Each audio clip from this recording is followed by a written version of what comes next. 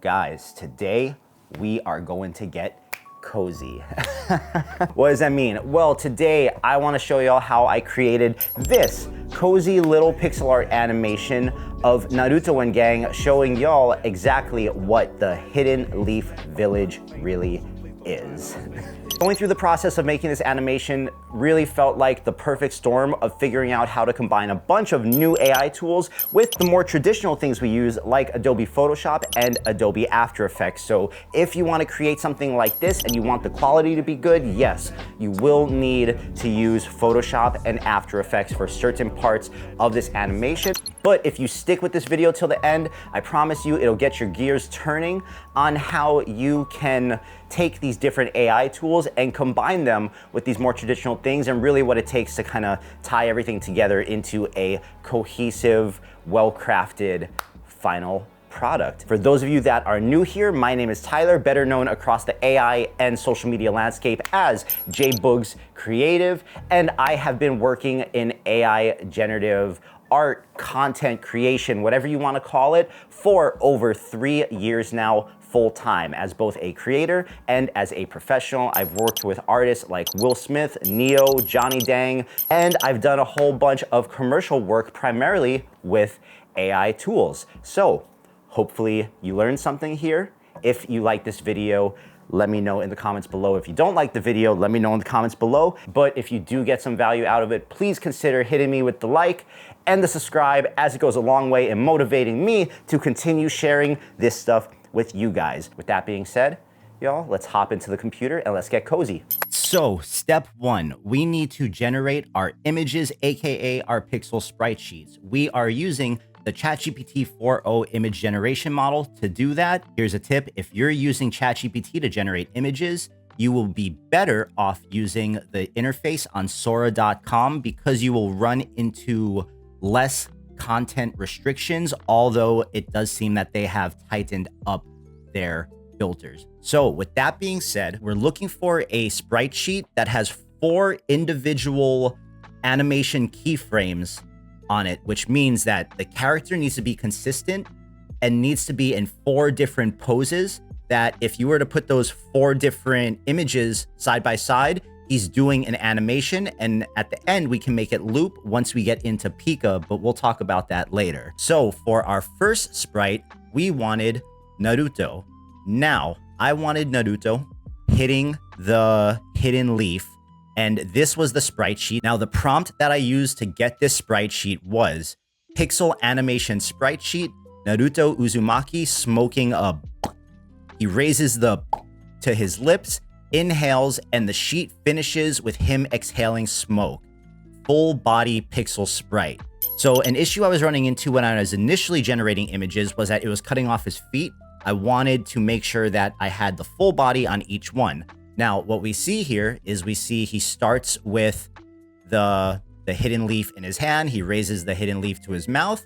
He pulls it closer to do a little inhale, and then he does an exhale. And this, to me, is perfect. So I'm going to go ahead and download that, and then we're going to move on to the next one. And essentially, we just need to do that for every character we want to do it for. So the next character I did was Sakura, and it's literally the exact same prompt, and I just changed the keywords. Kakashi, and Kakashi I wanted in a bit of a different pose. I wanted him doing something different. So we just changed some of the keywords. And this one I was really stoked on. This I thought looked perfect because we did Tsunade, and Tsunade was getting her purple drank on. So we got the sprite sheets, and when you download those sprite sheets, what they're going to come out as is something like this.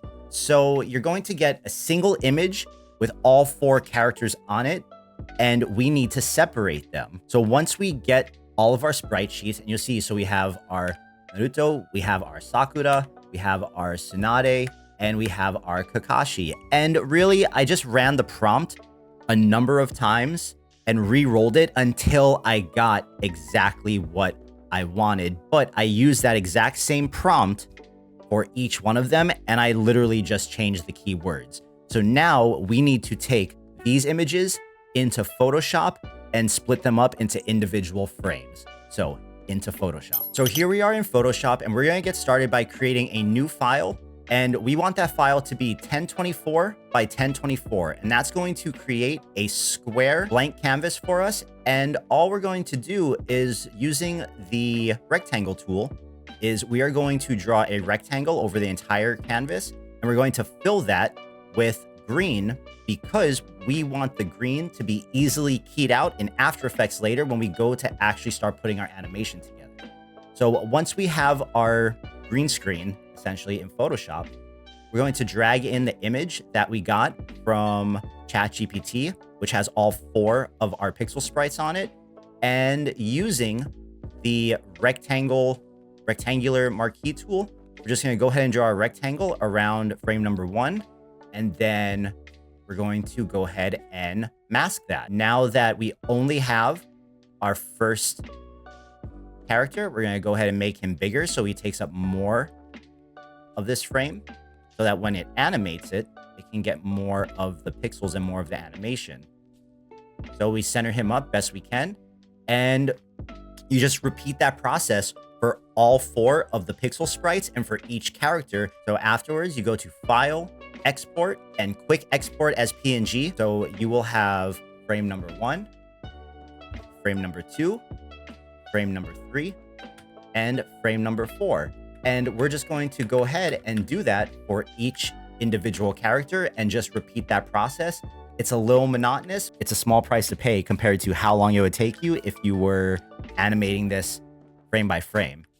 So yeah, we did that for each character. And then once we have our 4 PNGs of our pixel sprites, we're going to go ahead and take these into Pika. So let's go ahead and move over to Pika and start animating them. All right, so the next step is we need to animate all of our individual keyframes for our little pixel sprite using AI. And for that, we are going to use a new function that Pika rolled out called Pika Frames. Now, for those of you that are not familiar with Pika, Pika is another image to video model that has a bunch of really cool, like, individual things. So they have Pika Frames, they have Pika Effects, which is like a one-shot, you drop in an image and there are set effects you can do. There are Pika Additions where you can give it a video and an image of like a character, and then it'll find a way to put that character into the video you gave it. So they're like fun little image to video animation tools that are really different from a lot of the other video models, but I really wanted to use Pika Frames. Now, Pika Frames gives you the ability to add up to 5 individual images as keyframes. This works perfectly if you have a consistent character in a consistent scene, because it can string each one of those 5 images together, and it interpolates and builds the animation and generates the movement in between each one of those images in the order that you give it. Now, the thing that is different about this is at the bottom here where we can put in our keyframes. Now notice we can put in up to 5. For this particular animation, I'm only using 4. We're going to select the option to loop it. And in between each one of the frames, we have 2 additional parameters that we can set. So the top one is we can put in a prompt. So we can actually prompt the animation in between each one of the images. And at the bottom, we have the duration. So we can select exactly how long we want Pika to generate the video in between each individual image, anywhere from 1 second up to 5 seconds. So if you used 5 images and you did a 5-second animation keyframe in between each image, you could come away with a 20-second animated AI video, which, if you're familiar with any of the other platforms, 20 seconds is a really long time. So there's a lot you could do with this. Now, after a lot of experimenting and kind of working out what would work best with this, I found that the best scenario for what I was doing with these 4 animation keyframes was 4 seconds with the text prompt in between and looping. So we have our Naruto keyframes, right? So here is keyframe number 1 to keyframe number 2. So in keyframe 1, he's holding it, and in keyframe 2, he lifts it up to his mouth. Now, the prompt I put in between that was raises his arm to his mouth, period. Keep your prompts for these things as simple, concise, and straight to the point as possible. You will have much better success. Then, from his mouth to the smoke coming out, the prompt is exhale smoke. Simple. And then from the smoke coming out to it going back to his mouth, smoke disappears. And then the very last prompt for the loop, I put lowers his arm. And the animation that we got out of that is this. So he takes it, boom. He exhales the smoke and he lowers his arm, and then it loops perfectly. And that, because there's 4 seconds between each one of those images, this is a 16 frame looping animation. Now, there is a little bit of this, like, there's like this flicker and this warp weirdness that happens, which is expected because it's AI and all that kind of stuff. But that's where After Effects comes in, because we're going to go in and we're going to fix that. So I did the exact same thing for each individual animation, where I just loaded in each image, each keyframe. I kept them all to 4 seconds so that I got the same length animation for each character. And I just altered those prompts for each character, but I kept it very simple, and it was basically exactly the same as that. So after we get all of our videos, which come out looking like this, see, super smooth, super cool, a little bit of flickering, but don't worry, we're going to clean that up. And then we had Sakura, pretty much the exact same thing as Naruto, which I really like when the smoke comes out. And then we have Tsunade, who she drinks it, and I wanted it to like spill on her. So I said that like she spit her drink out. And I thought that this actually was really, really funny when it like exploded on her face. But that's all we did in Pika to get our 4 videos. So now we're going to go into After Effects and put it all together. All right, so now we are in After Effects, and just a word of caution. If you are not familiar with After Effects, that is a whole other tutorial, and there are plenty of tutorials out there to teach you the basics of After Effects. I'm just going to go over the high level of what I did to pull this all together. But if you do not know how to use After Effects, that's like, you need to go follow a basic tutorial somewhere to learn how to use After Effects. That is definitely not for me to teach you. However, the first thing I did once I opened up After Effects was, man, I realized, damn, I need a background for them. I need a background for these characters. So I went back to Sora and I generated this really cool pixel art background using a similar prompt to what I did for the characters. And it was something just like Neo Tokyo pixel background environment, graffiti on the walls, neon signs. And I got this really cozy, cool kind of feeling background image. And these signs all have text on them. So I just duplicated the background layer 3 times and masked out the signs individually, because I added some effects on the signs, which when I hit play on this, you can see they kind of flicker a little. The effects I added to get that effect were Deep Glow, which is a paid plugin from aescripts.com. It is probably my favorite glow effect for After Effects, and an effect called S_flicker, which is part of the Sapphire plugin pack. That pack is pretty expensive. I don't recommend it unless you're a professional, but there are other effects you can find to do something similar. Those two just were the easiest way to get what I wanted, because I just wanted to give the background a little bit of personality and give it some life. So we have the signs flickering, and then I also added in a moon, which I added the exact same effects to. And I also added a small wiggle expression to the position value of the moon. So it just had a little like bouncing around motion to it. And all this stuff is on a perfect loop, so that as the animation plays, it can just be this really nice, cozy little environment. However, when we bring in our characters, we want to open up our characters in their own composition. So this is what we see. And the first thing we want to do is add an effect called key light. And this is why we put them on the green background, because now with key light, we can just take our dropper tool, select the green, and just like that, if we were to turn the transparency on, we have a perfect little looping PNG sprite animation on a transparent background. So we can put it on whatever background we want, and it makes it super easy. However, so that you guys can see what's going on here, I'm going to turn that effect off and keep him on the green. And the goal here is to take each one of the pixel animation videos, and we want to cut away the frames that look blurry, muddy, and where there's like a white distortion effect from Pika. So I literally just scroll through and find any frames where it looks really muddy. And because I'm on Mac, my shortcut is Command-Shift-D to split the layer. And so I'm splitting the layer wherever the bad frame is, and then I go to where the next good frame is. I split the layer again, and I delete the in-between layer. So I'm literally just cutting away the bad layers, or the layers where like this little white stuff flickers on the animation, because I only want good, sharp frames. And every time I do that and I delete layers, I just drag it back.